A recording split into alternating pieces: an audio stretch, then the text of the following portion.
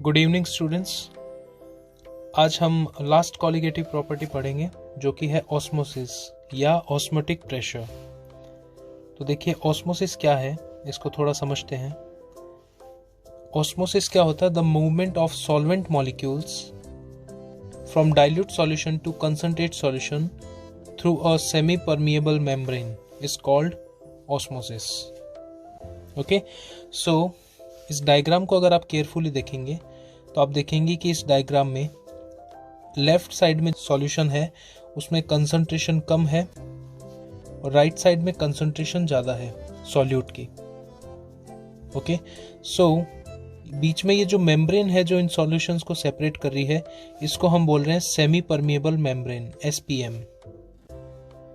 तो यहाँ पर इस केस में क्या होगा कि जो सॉल्वेंट मॉलिक्यूल्स हैं वो लो कंसंट्रेशन से हाई कंसंट्रेशन की ओर मूव करेंगे। ओके, सो सॉल्वेंट मॉलिक्यूल जब लो कंसंट्रेशन से हाई कंसंट्रेशन की ओर मूव करेंगे तो आप देख रहे हैं कि इस पार्ट का या इस साइड का जो वॉल्यूम है वो इंक्रीज हो गया है आफ्टर द ऑस्मोसिस। ओके, तो ये जो मूवमेंट ऑफ सॉल्वेंट पार्टिकल्स है इसी को हम ऑस्मोसिस बोलते हैं। अब ये जो सेमी परमिएबल मेम्ब्रेन है, ये सेमी परमिएबल मेम्ब्रेन एक स्पेशल मेम्ब्रेन होती है जो सॉल्वेंट मॉलिक्यूल्स के लिए तो परमिएबल है, मींस सॉल्वेंट मॉलिक्यूल्स इस मेम्ब्रेन से ट्रांसमिट हो सकते हैं, ट्रेवल कर सकते हैं, लेकिन जो सॉल्यूट पार्टिकल्स हैं वो इस मेम्ब्रेन के थ्रू ट्रेवल नहीं कर सकते हैं। ओके, तो ये तो हुआ ऑस्मोसिस। क्या है osmosis? The movement of solvent molecules from dilute to concentrate solution through a semi permeable membrane. अब देखिए, जब ये सॉल्वेंट पार्टिकल्स लो कंसंट्रेशन से हाई कंसंट्रेशन की ओर मूव कर रहे हैं तो इस मूवमेंट को इन्फोर्स करने के लिए लेफ्ट साइड में एक प्रेशर अप्लाई हो रहा है और वो प्रेशर जो है वो कहलाता है ऑस्मोटिक प्रेशर। ओके, और जैसे जैसे सॉल्वेंट पार्टिकल लेफ्ट से राइट मूव करते जाएंगे, अब राइट साइड का वॉल्यूम इंक्रीज हो रहा है और जब वॉल्यूम इंक्रीज होगा तो इन वॉल्यूम में डिफरेंस की वजह से इधर से भी एक प्रेशर जो है वो अप्लाई होगा। तो ऐसी स्टेट एक आएगी जब ऑस्मोसिस की प्रोसेस जो है वो स्टॉप हो जाएगी। तो उस केस में यहां जितना प्रेशर एक्स्ट्रा लग रहा है that is also equal to osmotic pressure. तो ऑस्मोटिक प्रेशर को हम डिफाइन करेंगे। देखिए, the pressure which can be applied on the surface of solution to stop the osmosis is equal to osmotic pressure. Means starting में क्या था, यहां और यहां एक्सटर्नल प्रेशर लग रहा है सपोज P। ओके, बट ये जो लो कंसंट्रेशन है वहां पर थोड़ा सा एक्स्ट्रा प्रेशर भी लग रहा है जो कि कौन सा है? ऑस्मोटिक प्रेशर है। अब इस ऑस्मोटिक प्रेशर की वजह से सॉल्वेंट पार्टिकल्स लो कंसंट्रेशन से हाई कंसंट्रेशन की ओर मूव करेंगे थ्रू सेमी परमिएबल मेम्ब्रेन, और जैसे जैसे इस साइड का वॉल्यूम बढ़ेगा यहाँ पे भी एक प्रेशर अप्लाई होना शुरू होगा। ओके, और इक्विलिब्रियम पे क्या होगा, जो ऑस्मोसिस की प्रोसेस है वो रुक जाएगी। अब मैं यहाँ पे क्या चाह रहा हूँ कि ऑस्मोसिस की प्रोसेस हो ही ना। ओके, ऑस्मोसिस स्टार्ट ही ना हो, तो जितना एक्सटर्नल प्रेशर मुझे एक्स्ट्रा यहाँ पे लगाना पड़ेगा राइट साइड में या सॉल्यूशन साइड में, उसको हम बोलेंगे ऑस्मोटिक प्रेशर। ओके, सो ऑस्मोटिक प्रेशर क्या है? वो ड्राइविंग प्रेशर या वो ड्राइविंग फोर्स जो ऑस्मोसिस के लिए रिस्पॉन्सिबल है। तो उतना ही ऑपोजिट प्रेशर अगर आप लगा दोगे सॉल्यूशन साइड में ताकि ऑस्मोसिस की प्रोसेस हो ही ना या रुक जाए, तो वो प्रेशर आपका ऑस्मोटिक प्रेशर के इक्वल होगा। तो इस ऑस्मोटिक प्रेशर को मेजर करना काफी इजी है। ओके, सिर्फ आपको सॉल्यूशन साइड में प्रेशर, एक्सटर्नल प्रेशर अप्लाई करना होता है। कितना प्रेशर आप अप्लाई कर रहे हो that is equal to osmotic pressure. Osmosis का एक एग्जांपल जैसे हम देखते हैं कि बीन्स को या आमंड्स को जब आप पानी में भिगो के रखते हो, कुछ टाइम बाद में वो स्वेल हो जाते हैं, फूल जाते हैं। तो वो जो प्रोसेस वहाँ पर होती है वो होती है ऑस्मोसिस, क्योंकि जो वाटर मॉलिक्यूल्स यानी पानी में आपने डुबाया है तो पानी में कंसंट्रेशन कम है और उनके अंदर जो है सॉल्यूट की कंसंट्रेशन ज़्यादा है, इसलिए वो वाटर जो है वो इनसाइड फ्लो करता है। अब देखिए, जो ऑस्मोटिक प्रेशर है that is directly proportional to the molarity and temperature. Okay, so pi is directly proportional to C. C यहाँ पे मोलर कंसंट्रेशन है, मोल बाई लीटर, मोल पर लीटर, और टी है टेम्परेचर। और जब आप प्रोपोर्शनलिटी के निशान को हटाते हो तो आपको एक कांस्टेंट मिलता है आर, और ये आर जो है वो यहाँ पर है gas constant. Clear? Universal gas constant. Okay, तो सी जो है वो है number of moles present in 1 litre of solution. Okay, तो सी की जगह हमने रखा N/V, ये number of mole basically solute के हैं। वॉल्यूम को जब लेफ्ट साइड में हम लेके आए तो ये इक्वेशन बन गई πV = nRT। अब इस इक्वेशन को आप इजीली रिमेंबर कर सकते हैं क्योंकि आइडियल गैस इक्वेशन भी ऐसी होती थी, PV = nRT, और यहाँ पर ये है πV = nRT। ओके, और n क्या है? Number of mole of solute क्या होता है? W2/m2, mass in gram divided by molar mass. तो जब हम n का वैल्यू रख देंगे तो हमको ये इक्वेशन मिलेगी πV = W2/m2 RT। Okay, W2/m2 RT। अब जैसे हम हर कोलिगेटिव प्रॉपर्टी में देख रहे थे, हम इस कोलिगेटिव प्रॉपर्टी से भी मॉलिक्यूलर मास को या मोलर मास को डिटरमाइन कर सकते हैं। और कोलिगेटिव प्रॉपर्टी जितनी भी हमने पढ़ी, मोलर मास को डिटरमाइन करने के लिए जो ऑस्मोटिक प्रेशर है वो सबसे बेस्ट है। क्यों? क्योंकि यहाँ पर आप कौन सी कंसंट्रेशन यूज में ले रहे हैं? मोलर कंसंट्रेशन यूज में ले रहे हैं। और मोलर कंसंट्रेशन क्या होता है? Number of moles divided by volume of solution.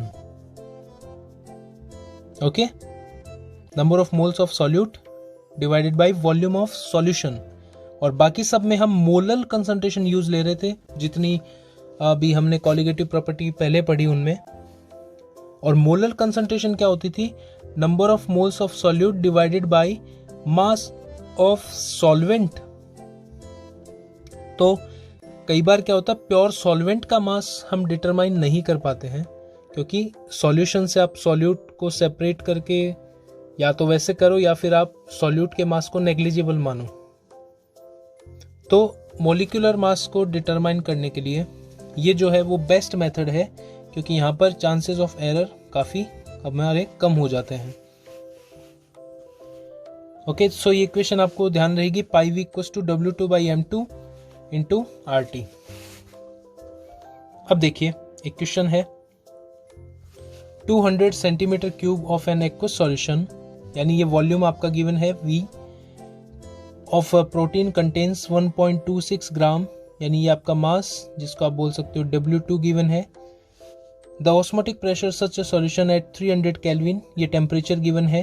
Okay, is found to be 2.57 × 10⁻³ bar, ये आपका पाई गिवन है। कैलकुलेट द मोलर मास, आपसे M2 जो है वो पूछा है। ओके, सो इक्वेशन हम लेंगे काम में, πV = W2/m2 × RT। ओके, ये गिवन है, ये आपको फाइंड करना है। T गिवन है, पाई का वैल्यू गिवन है, वॉल्यूम गिवन है, और जो R का वैल्यू है, यूनिवर्सल गैस कांस्टेंट का वैल्यू, वो आपको ध्यान रखना है, ये होगा 0.083 लीटर बार पर मोल पर केल्विन। तो ये वॉल्यूम को आप लीटर में कन्वर्ट कर लीजिए, टेम्परेचर आपको केल्विन में ही चाहिए। तो इन वैल्यूज़ को जब आप रखेंगे फॉर्मूला के अंदर तो मॉलिक्यूलर मास को आप इजीली कैलकुलेट कर सकते हो, और इस केस में आएगा 61,022 ग्राम पर मोल। जब भी आप वैल्यूज़ रखें विद यूनिट रखें, ताकि जितनी भी एक्स्ट्रा यूनिट्स हैं वो आपस में कैंसिल हो जाए और आपको जो आंसर मिल रहा है उसकी यूनिट से कंफर्म हो जाएगा कि आपका आंसर सही है या कुछ आपने मिस्टेक करी है। क्लियर? अब देखिए, गैस कांस्टेंट के कुछ वैल्यूज़ हैं जो हम 11th में भी गैस वाले चैप्टर में यूज़ लेते थे। वहाँ पर जनरली हम किलो कैलोरी और जूल वाले वैल्यूज़ यूज़ में लेते थे। यहाँ हमको प्रेशर से रिलेटेड वैल्यूज़ काम में लेने पड़ सकते हैं। जैसे ये वैल्यू देखिए, लीटर बार पर केल्विन पर मोल 8.31 इंटू 10⁻² लीटर बार पर केल्विन पर मोल। ओके, इसके अलावा ये वैल्यू देखिए 0.082 लीटर एटमॉस्फेयर पर केल्विन पर मोल। ओके, और बार के अंदर भी अभी हमने पढ़ा, बार के अंदर भी सेम वैल्यू है 0.082 लीटर बार पर केल्विन पर मोल। ओके, सो ये जो वैल्यू है ये आपको थोड़ा सा ध्यान में रखना है, बाकी वैल्यूज हमारे लिए इतनी इंपॉर्टेंट नहीं है, तो आप इस वैल्यू को थोड़ा सा ध्यान में रखेंगे गैस कांस्टेंट के लिए।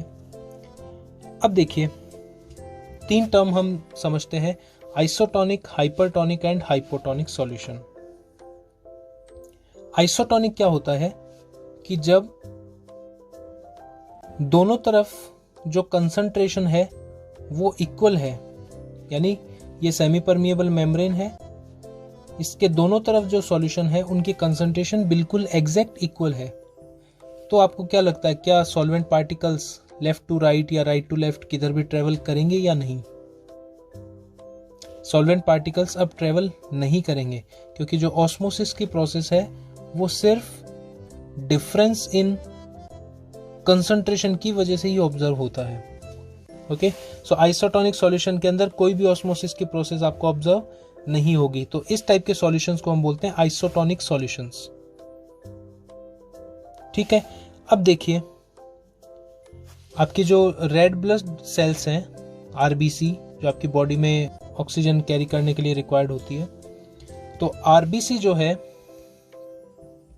उसको हम अगर 0.9% NaCl के सॉल्यूशन में डिप करेंगे तो वो उसके लिए एक आइसोटोनिक सॉल्यूशन होता है। ओके, सो आरबीसी को अगर आप 0.9% NaCl के सॉल्यूशन में डिप करते हो तो that is an isotonic solution for RBC. तो उस केस में क्या होगा, आरबीसी से वाटर ना तो बाहर जाएगा, ना ही वाटर बाहर से आरबीसी के अंदर एंटर करेगा। अब मान लीजिए आपने आरबीसी को एक ऐसे सॉल्यूशन में डिप किया जिसमें जो NaCl की कंसंट्रेशन है वो ग्रेटर देन 0.9% है, यानी बाहर कंसंट्रेशन ज्यादा है और अंदर आरबीसी में कंसंट्रेशन कम है। तो हमने पढ़ा osmosis is the movement of solvent particles from low concentration to high concentration, यानी सॉल्वेंट पार्टिकल आरबीसी से बाहर की ओर मूव करना स्टार्ट करेंगे। इसको बोलते हैं एक्सऑस्मोसिस, बाहर की तरफ ऑस्मोसिस, एक्सऑस्मोसिस।